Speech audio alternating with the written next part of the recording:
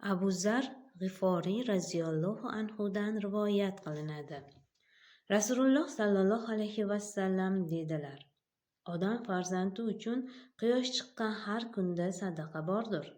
Yo Rasululloh, biz qayerdan olib har kuni sadaqa qila olamiz? So'rashdi sahobalar. Yaxshilik eshiklari bisyordir, dedilar Nabiy sallallohu alayhi vasallam.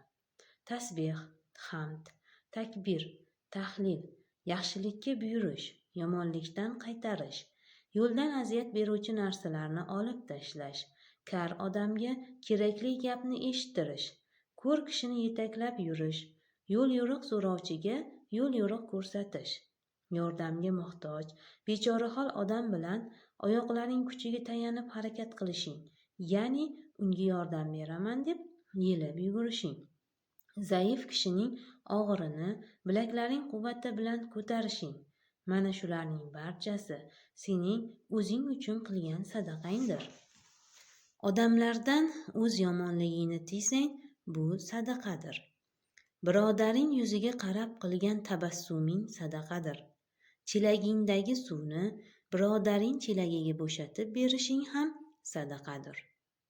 Bundan ortiq rahmat bormi?